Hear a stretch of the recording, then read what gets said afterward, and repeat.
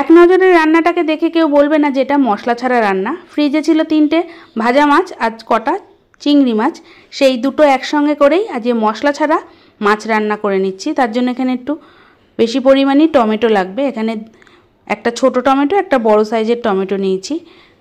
এই টমেটোটা বেশি পরিমাণ দিলে একটা টক ভাব আসে। আজকে রান্না করছি মশলা ছাড়া মাছের টমেটো ঝাল, খেতে দুর্দান্ত হয়। এবার মিক্সির জারে দিয়ে দিলাম। মিক্সির জারের মধ্যে দিয়ে দিয়েছি স্বাদ অনুযায়ী লাল কাঁচা লঙ্কা, তারপরে খুব ভালো করে বেটে নিচ্ছি।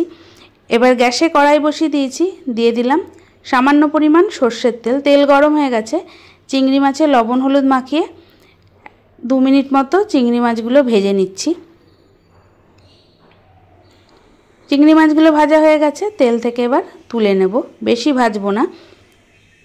আপনারা চাইলে শুধু চিংড়ি মাছ দিয়ে কিংবা যে কোনো বড় মাছ, রুই কাতলা দিয়েও এই রান্নাটা করে নিতে পারেন। ওই যে বললাম 3টে ভাজা মাছ ছিল আর কিছুটা পরিমাণ চিংড়ি মাছ ছিল, সেই দিয়েই রান্না করে নিলাম। কড়াইয়ের মধ্যে আবারও পরিমাণ অনুযায়ী সর্ষের তেল গরম করে নিচ্ছি। তেল গরম হয়ে গেছে, 7 থেকে 8 দানা দিয়ে দিলাম মেথি। মেথিটা বেশি পুড়াবো না, তাহলে তেতো হয়ে যাবে। এবার এর মধ্যে দিয়ে দিচ্ছি 1 চামচ হলুদ গুঁড়ো আর 1 চামচ কাশ্মীরি লঙ্কার গুঁড়ো। তেলের মধ্যে সরাসরি হলুদ আর কাশ্মীরি লঙ্কার গুঁড়োটা দিলাম না, কারণ পুড়ে যেতে পারে। তেল খুব গরম হয়ে গেছে।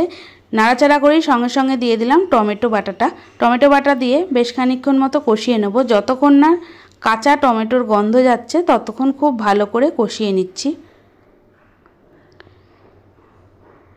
চিংড়ি মাছ আর ভাজা মাছটা আমি ফ্রিজ থেকে বার করে নিয়েছি। এদিকে টমেটোটা আস্তে আস্তে কষানো হচ্ছে। যতক্ষণ না উপরে তেল ভেসে উঠছে ততক্ষণ মশলাটা একদম গ্যাস সিম করে কষিয়ে নেব। ভালো করে না কষানো হলে টমেটো থেকে জল বার হতে শুরু করে দেবে। দিয়ে দিলাম স্বাদ অনুযায়ী লবণ। লবণটা দিয়ে আরও কিছুক্ষণ মতো কষিয়ে নিয়েছি। ওপরে তেল ভেসে উঠেছে।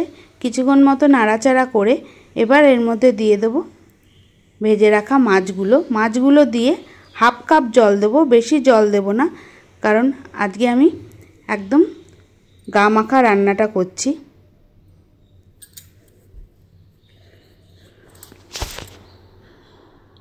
হাফ কাপ জল দেওয়ার পর মাছগুলো দিয়ে দিয়েছি।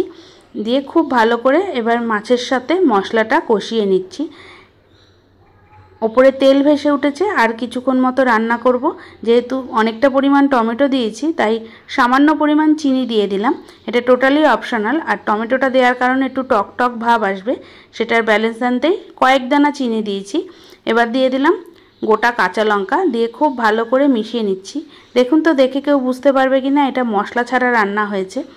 কিছুক্ষণ মতো নাড়াচাড়া করে আমি গ্যাস বন্ধ করে দিলাম। তাহলে তৈরি হয়ে গেল রুই কিংবা চিংড়ি মাছের টমেটো ঝাল। আশা করছি রেসিপিটা আপনাদের ভালো লাগলো। দেখা হবে অন্য কোনো নতুন রান্না নিয়ে। ততক্ষণ ভালো থাকুন, সুস্থ থাকুন।